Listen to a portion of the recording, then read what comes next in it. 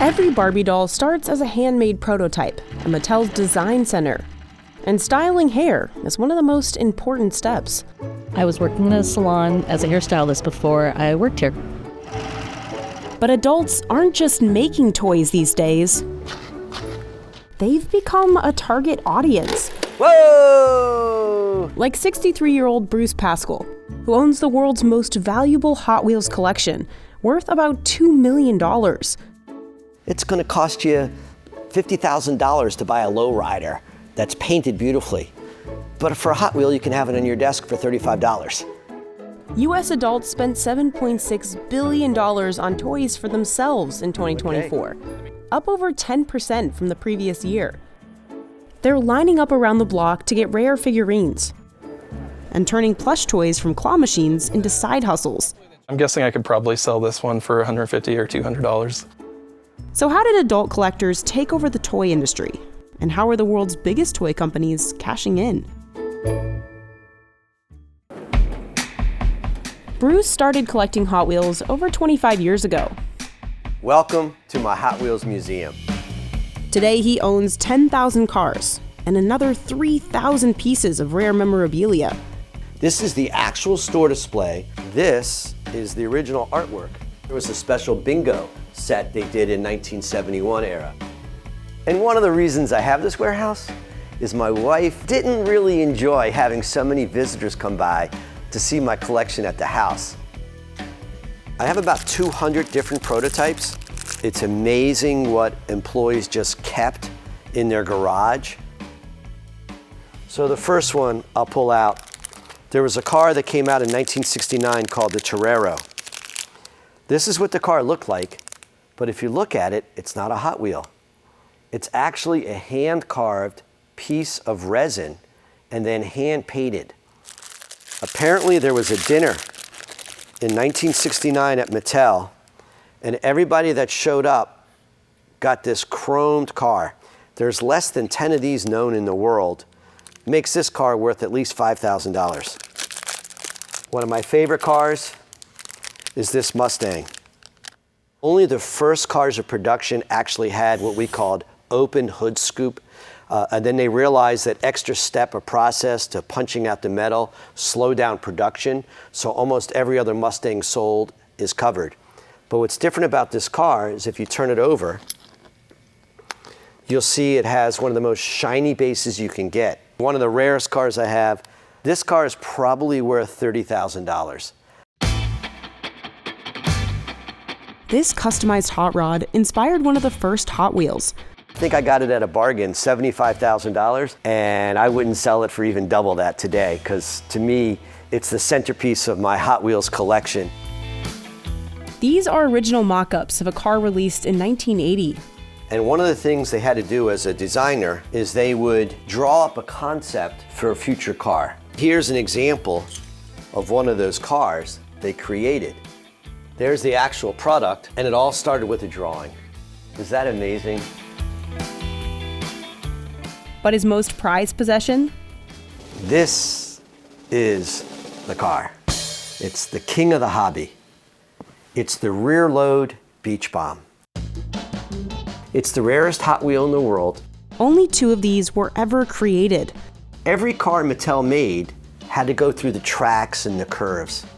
The problem is when this car went around the track too fast, it turned to its side.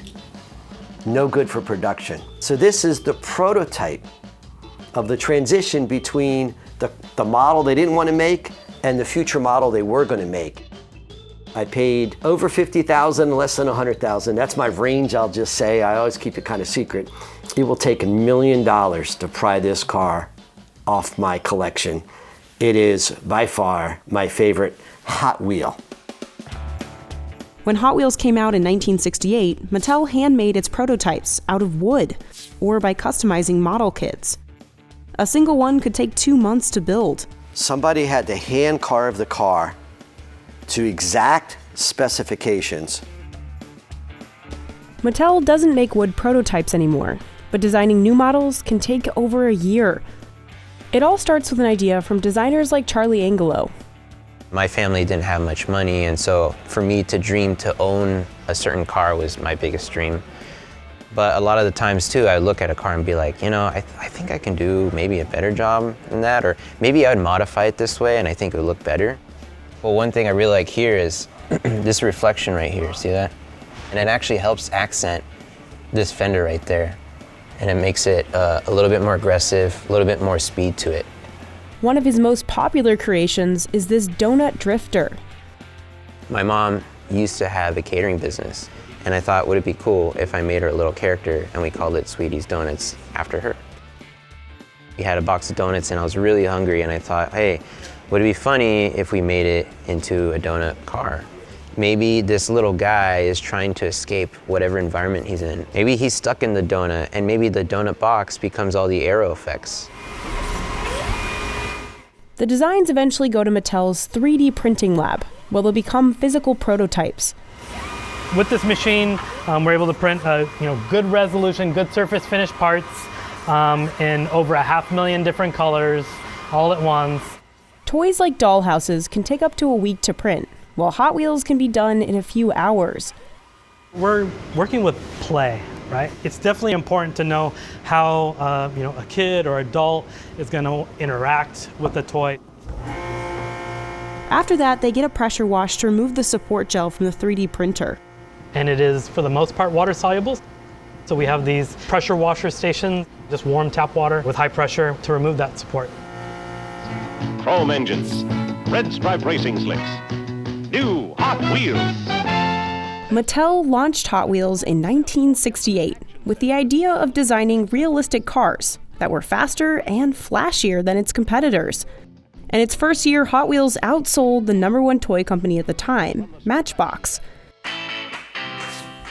I have an old Matchbox vehicle here. It's just enamel paint, has these rubber tires, there's nothing special about it. Brendan Vituski has been working as a lead designer at Hot Wheels for over 20 years. We hired real car designers. They came from Detroit and worked here. Most of them had moving parts or features, so this had an opening engine hood so you could see the engine detail. In the 1980s, as the first waves of fans were getting older, Mattel started to launch limited edition designs, targeting adults. This is the first product that Hot Wheels offered with the collector in mind. They made this 15th anniversary product. Today, Mattel has a whole line of collectible cars called the Red Line. These have up to 30 parts and sell for as much as $37 each. Compare that to Mattel's cheapest cars, which typically have 4 parts and sell for just a couple dollars. All the parts just almost literally fall into place. The body, the window, the interior, the chassis. Redline cars are only sold online and to people who pay $10 a year to be in the Redline Club. So you won't find this at your major retailers or anything like that. Brendan leads the team that designs these cars, like this Mercedes they've been working on for over a year. Our manufacturing team told us no at first. And it took a few rounds of debugging just because of complexities of manufacturing it, making sure that all 4 doors open. Redline cars, like this lowrider, are produced in limited quantities. All of our Redline Club cars have that kind of intricate detail. That lowrider is one of Bruce's favorites. And the paint job is beyond spectacular. And the wheels, just like a real lowrider, they pop out. Is that amazing? So look at this car. I mean, this is awesome. A Hot Wheel for $35, and it's a piece of art. Redline cars can sell for double on eBay right after they're released. The general rule is the less production volume, the more collectors who want it. But Bruce mostly buys cars for his personal collection, with a few exceptions. So I do hoard some cars that I think in the future will go up in value. I look for all the Ferraris I can buy, and then I kind of stick them away as investments. This is sort of like my bank vault. So for example, here's some Ferraris, I have some Porsches that I'm sticking away. But the Japanese cars are very hot right now. Everybody likes the Nissans, the Toyotas, the Datsuns. Adult collectors like Bruce are part of the reason Hot Wheels sales are booming today. They reached $1.4 billion in gross sales in 2023, up 14% from the previous year. Now, the most common question I get as a Hot Wheels collector is, do you play with your Hot Wheels? I open up my museum 4 times a year, and yes, I get on the ground with the kids and I reenact my childhood when I was 8 or 9 or 10 years old playing with Hot Wheels back then.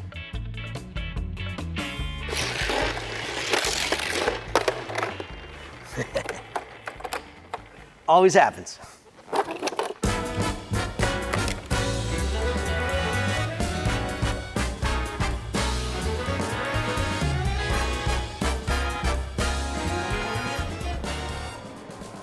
Bruce buys discontinued cars at conventions, like the York Toy Extravaganza in Pennsylvania. One of his favorite trading partners is Randy Blake, who's had a booth here for 25 years. He has over 300,000 cars in his collection.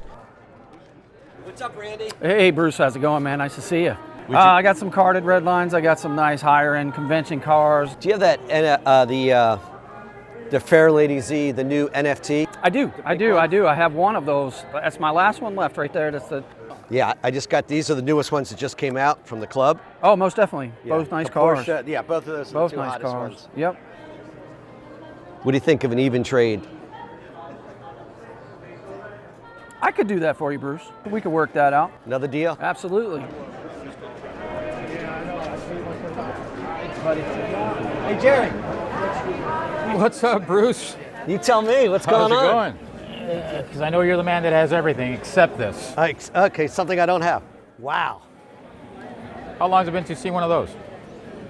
I saw one on eBay in my life, that's it. 2 cars. Made only 1 year. Yeah, great condition, too. What are you asking for it? $1,800. That's high. How about $1,200? Life's not always about making money. Give you $1,500 for it, and I'll give you cash. You got it. Sold. Okay, 13, 14, 15. Thank you, sir. We got a deal? Thank you very much. Appreciate you saving that for me. I'll give you mine. So this may be the only one existing in the world today, this type of package. And when you're a collector, you want to try to find stuff that nobody else has. This falls in the category. I paid a little bit more than I wanted to pay, but I guarantee you if I came back here for the next 10 years, I wouldn't find it. While Bruce snatches up anything rare or historic, some have a niche, like building complete color sets of one type of car, what collectors call a rainbow. Hey, Bruce. What's up, guys? How are you, Bruce? I'm doing okay. My man. Cosmo Kogan is trying to build a complete set of the 1968 Mustang. I've always been a big Mustang guy. I actually had a Mustang when I met my wife. And for me personally, I just love that. I call it like a lavender, just beautiful color. And like this is a $1,000 car, you know, in this condition. When Hot Wheels first came out, they painted cars for the first time, a toy car, the same way a real automobile was painted, electrostatic paint, which nobody had ever done that before. The gem-like sparkly quality really appealed. Everybody likes shiny. Women like shiny, the men like shiny. This is our shiny, right? I mean, my wife's shiny's a little different than mine. Many credit Elliott Handler, Mattel's co-founder, as the mastermind behind Hot Wheels. Elliott Handler told me one day that his greatest inventions were taking something already invented, but just making it better. That's what his wife, Ruth Handler, did in 1959 when she helped create the Barbie doll. So think about this. A husband and wife invented the #1 boys and girls toy in the history of the world. Back then, most dolls were babies. Ruth wanted to create something that kids could see as a role model. Girls could fantasize about being bigger. They could fantasize about being teenagers or young adults.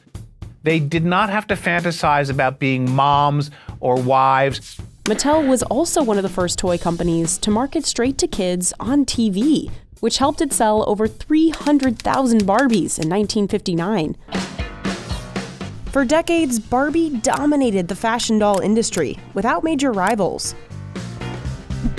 In 1991, Mattel reported that 95% of American girls between ages 3 and 11 owned multiple Barbies. But Barbie's reign was threatened in the early 2000s, when Bratz dolls first hit shelves. Designed as a direct challenge to the blonde, slim Barbie doll, Bratz featured a diverse cast with more skin tones, different hairstyles, and edgier fashion that resonated with tweens. By the mid-2000s, the Bratz doll had hit an estimated $1 billion in annual sales and gobbled up about 40% of the fashion doll market. In 2015, Barbie sales reached a 25-year low of $900 million, down over 50% from their peak in 1997. That same year, Mattel launched dozens of new Barbies with different body shapes, hairstyles, and skin tones. But it would take a few more years for the iconic doll to regain its former glory. Today, Barbie dolls come in over 30 skin tones, and Brian Maldonado creates them from scratch. The biggest challenge I have, every Barbie character, Monster High character, everybody has their own different kind of skin tone. Actually just finished cooking one, and we're gonna go ahead and pull one out. Where you just get your trusty wrench, unlatch everything here, grab it, twist it, pop it right there. You got yourself a fresh Barbie head. That doll head is the canvas for Barbie's hairstylists like Shirley Fujisaki. She used to work in a salon and has been the key lead hair designer at Mattel for 19 years. Part of the interview process was actually getting on this machine that I've never touched before and rooting doll hair. If somebody's told me that I was going to be doing Barbie's hair when, I'm older, I'd be like, oh, you're crazy. Our favorite and best tool that we use every day is this pet brush, which is amazing. You would think a pet brush wouldn't smooth out the hair, but it does an amazing job. Mattel's hair team has developed over 100 hairstyles in the last decade. This one was kind of popular with adults just because of the tampering that we did on the hair, the style that we did on it, and just how creative it was to do the kitty ears with hair. One of the ones that took, I would say, probably up to about 8 or 10 iterations was this one. It's one of our fashionista extra dolls. It took us a few different trials to figure out the exact color placement to get the combination coming to down here so that it can show that ombre color from the front of it. Adults have played a critical role in Barbie's comeback. During the pandemic, millennial parents started buying dolls for their kids to try to cut down their screen time. Nostalgic millennials also showed up en masse for the Barbie movie in 2023, a blockbuster hit that grossed roughly $1.4 billion. The movie helped reignite the collector's market too. Mark Lear, a longtime collector, has taken advantage of this comeback, selling his own line of custom outfits online. So I bought these two fabric in Japan, and I got this online. The shipping's not cheap. I have to buy more. He says he could sell this kimono for about $85, but he treats his business as a compliment to his hobby. Today, he has hundreds of vintage dolls worth tens of thousands of dollars in his home in Queens, New York. One of his most valuable items is this European doll, which helped inspire the first Barbie. So this is called Lily, and this is from Germany, and this was from 1955. She was about maybe 3,000 to 4,000. Ruth went to Switzerland with her family, and she saw this doll on the window display. Each Barbie cost $3 in the early days, and accessories cost extra. Today, Mark buys most of his new items on Etsy or eBay, like these $20 shoes. Mark isn't alone. Mattel says about 13% of its US sales come from adults. And when you get older, you want to have something to feel like your childhood feels.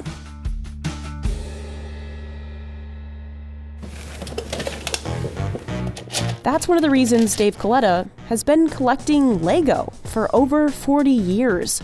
It's probably somewhere between 100,000 and 500,000 just individual Lego elements in this room. Even in college, my friends were going out to the bars, and I was like, well, but I could buy some more Lego with that money. Lego's adult community is so big that it has a nickname, AFLs, or Adult Fans of Lego. It's a term that we use somewhat endearingly, but, it's also a little cheeky. He buys and customizes sets without using instructions. I am at a point where I kind of build in my mind all the time. Like when I see something, I'm like, oh, I would use that piece to build that. Dave's work got him featured on the TV show Lego Masters, where mostly adults compete in brick building challenges. This is a version of one of the things that I built when I was on Lego Masters. It was one of our winning builds, and I was building a miniature version of it because I just wanted to keep that memory. He's currently constructing a model of his bathroom. I'm using these pieces, which originally were lightsaber rods, but I'm putting them on their ends and putting them all so close together that they make that hexagonal tile. I had to use tweezers to get each one in where it went. I probably ordered 2,000 lightsaber rods just to make this floor. I don't ever really think about how many pieces go into it because it's like you're a painter. Do you count how many brush strokes that you put into your painting? I don't think so. What Dave does think about is the cost. He guesses his collection has set him back about $50,000. I try to set a budget of $200 a month per Lego, and sometimes I'll need more if I'm working on a commission, or that helps supplement what I'm spending on Lego. A minifigure like this could go for $200 because it's a very rare minifigure that only appeared in one set ever. I'm trying to be budget conscious, but it's fun. To save money, he buys pieces off resale sites like Bricklink, which Lego acquired in 2019. The site has over 1 million adult members. If I'm working on a project and I need 1,000 3-length white rods, I can source them from anywhere in the world and find the cheapest price. One downside to his passion, he's often modeling alone. The internet was pivotal in my journey in Lego, so I was younger, building by myself in my apartment, and I discovered that there was a whole online community of other people like me, and we started coming together in person. Lego conventions like Brick Fair in Virginia took off among grown-ups in the 2000s. Over 22,000 visitors stop by every year to see fans display their creations. This is the biggest crane I've made up to date. Aiden Hurst spent roughly $1,500 to build this 15-foot crane. I work construction, so my inspiration was actually at my last project. We worked around one of them, and I was like, oh, I want to build that one day. John Peter Zapp spent over a decade and thousands of dollars building this miniature of Middle-earth from Lord of the Rings.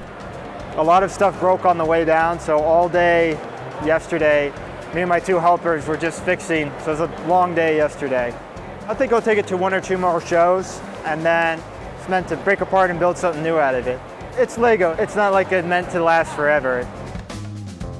But Lego didn't always prioritize the buying power of these adult collectors. Lego started out really designed to be educational and to have a rich and fulfilling play experience for children. Lego was founded in Denmark in the 1930s and only made wooden toys at first. The first plastic bricks came out in 1949 and were called automatic binding bricks. In 1958, Lego patented the stud and tube design, which allowed for large and stable builds. By the 60s, Lego's plastic brick sets were taking off in Western Europe, so the company decided to focus exclusively on bricks. Lego debuted the iconic minifigure in 1978. By 1987, Lego sets were sold in nearly 120 countries, and US sales soared to an estimated $115 million. In 1999, Lego released its first successful set tied to a movie franchise, Star Wars. And adults loved it too. They were actually building a model and being engaged in the Star Wars narrative. So that really had a much older appeal than just stacking blocks. But in the 90s and early 2000s, Lego took its eye off the ball. spending hundreds of millions of dollars on theme parks, digital projects, and merchandise. Meanwhile, video game sales were growing, cutting into the toy market. There was much more emphasis on TV and less emphasis on sort of construction play. In 2003, sales tanked 35% in the US. LEGO named a new CEO in 2004, who cut costs, sold the theme parks, and refocused the company on its core product, the plastic brick. It also started focusing more on its adult fan base. In 2007, LEGO launched a revamped Star Wars Millennium Falcon, which retailed for more than $500 and was recommended for ages 16 and up. In 2014, it launched LEGO Ideas. Fans could submit their own plans for sets, and if they got enough votes, watch their ideas go into production. They'd even get a 1% cut of the royalties. They're saying, hey, if you make that, I will buy it. People don't want to just passively consume brands, they really want to interact with them. Then in 2020, LEGO released its first set aimed at ages 18 and up. LEGO kept its momentum over the next few years, setting a revenue record in 2024. Today, LEGO's adult line, called Icons, is among its top-selling themes. If I go to Target, I'll see a boyfriend and girlfriend going to buy sets for each other. They're like, oh, we should get this set. And in the same spot next to me, there'll be a kid be like, I really want that set. I feel like that's a success for the company, but also a success in lots of ways for our culture. Plush toys are a $10 billion industry, and some of the main people scooping these up are adults. Mike Ney has figured out how to make a little money from his hobby. He sold over $40,000 worth of plush toys online. And he wins all of them himself out of an arcade claw machine near his home in Utah. I'm guessing I could probably sell this one for $150 or $200. And there was only 25 of these made and available. My girlfriend's not entirely convinced that we need an entire room of the house dedicated just to plushies, but I enjoy it, so, she supports me. In 2020, he bought a hobby machine from Alibaba and started studying how claws behave. There's a lot of strategy that goes into it, more so than the average person might realize. Looking for the geometry of the plush and the specific way that the claw moves around it. He gets most of his plush toys from Round One, an arcade with over 100 claw machines. Today, he's given himself a budget of $160. His goal is to fill up 2 laundry bags. Mike starts by inspecting every machine to look for easy wins. I love coming to Round One in the morning after fresh restocks because they pile the toys high up above the chute here, and so it makes it a lot easier to win, just being able to pick them up and kind of tumble the plush into the prize chute. Each play costs roughly $1 to $3. It took him 12 plays and $15 to win all 4 colors of these Pac-Man toys. I'm guessing as a set, I could probably sell all of them for about $20. Machines full of rare toys, like this Pochita character from a Japanese anime, cost more to play. So I'm really trying to aim right around, grab where at least one claw gets under the actual chainsaw part. Use that double tap, and hopefully the chainsaw will actually hold it in the claw. It's kind of hooked on there, you can see it. Perfect one-shot win. So that's less than $2 that we spend on it. We should be able to sell this one for $15 to $20, so it's a really solid 10x on that. But most of the time, it takes him at least a few tries. This Hello Kitty, they're really popular. I do have a couple already, so I'm not going to invest a lot into this one, but I'm going to give it a couple plays and see how we can do.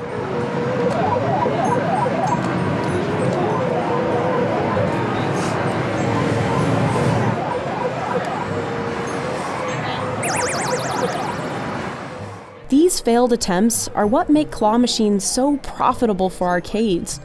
Claw machines are just another form of gambling. It's just a cuddly, fluffy, colorful form of gambling. Very similar to a slot machine in Las Vegas, where you can program the payouts. But instead, arcades can program the claw to have a stronger grip after a certain amount of plays. It's a really delicate balance between making a profit and rewarding your player so that they keep coming back.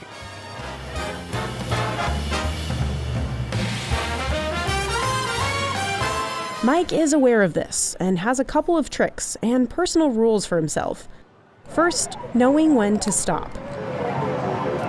We're just gonna skip it and move on. You can tell it doesn't even really lift up the plush at all. Second, picking the right toy to go for. So one thing I'm looking for with plush that I'm trying to win is plush that have, long arms and legs that the claw can grab onto. And third, double tapping the button lets him instantly stop the claw, giving him more precision.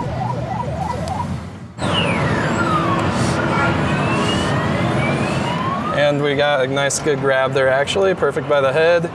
So that was just a couple plays to win that one. This is one of the most popular machines here, filled with Japanese HoloLive plush toys, which are exclusive to round one. So right now my general technique is just go for things that are close to the chute and just try and get one or two arms of the claw around it just to be able to lift it up and over. Not really trying to pick anything up necessarily. Just tumble it in like that. We ended up spending about $15 and each one will sell for about $15 on its own. And they're all different. After a full day, Mike has filled both of his laundry bags with plush toys and still had $10 left. So this was our haul for today. Got two nice full bags. Overall, it's a pretty successful day. Everything together, I could sell for about $400. Mike's most valuable prize was this Kiromi plush from Japan, created by the same company as Hello Kitty. He can resell this for about $30 because it's exclusive to round one. I think that a lot of the popularity of Japanese toys came from, they were really one of the pioneers in discontinuing toys and in creating different hierarchies of toys, so that they really created the idea of what we call the chase toy. One of these chase toys is Sonny Angel, minifigurines released by the company Dreams Inc. in 2005. They were created with the goal of easing the stress of working women in Japan. It's the Japanese concept of kawaii, super cute. They are supposed to embody innocence and cuteness and sweetness, and they're designed to be comforting. Part of the appeal is that you don't know which ones you're going to get when you buy it, similar to Pokemon cards. These blind boxes typically sell for $10 to $15. Unboxing videos on social media helped Sonny Angel spread, and by 2024, there was a worldwide shortage. Stop. I got the shot. Is that the first one you... It's all about the thrill of discovering what you're going to get, so it's kind of magical. You never know. Buyers have tiny odds, less than 1%, of finding one of the rarest types of Sonny Angel, known as secrets. I forgot about this one. That's why they can fetch hundreds of dollars on eBay. Annie Chung has been collecting them since they came out and has over 50 secret angels. These were the secret that I pulled from the circus series. It's hard to go into the real world and you need something comforting that you can take to your office with you. Annie co-founded the toy store Anmei in New York City in 2014 and keeps some of her rarest items on display. Everything behind the register here, this whole wall, is all limited edition. It's like a one-hit wonder. They don't reproduce it again. I'm just really looking at my 401k right now. How many Sonny Angels do you have total? I refuse to count. So I can keep going. I love my babies so much. I mean, in the span of 20 years, I think I'm being a good girl.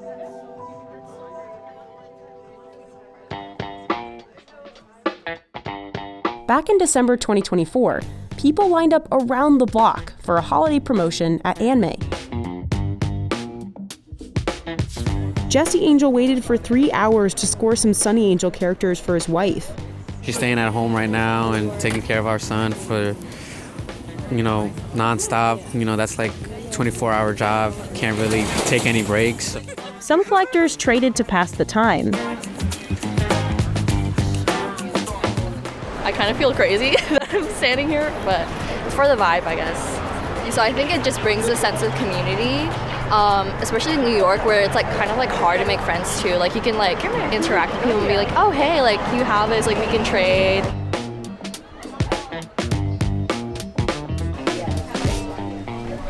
Yeah, I'm only telling my girl I got like 3, maybe 5, and then I'll be like, I couldn't get any more. The rest is just gonna be a surprise. How many did you get? Didn't count. I just kept grabbing. I just kept grabbing. Despite spiking demand for Sonny Angel blind boxes, Annie refuses to raise prices. If the community cannot afford it, there is no future for the certain product. To us, it's not just a blind box. It's to be able to create a community.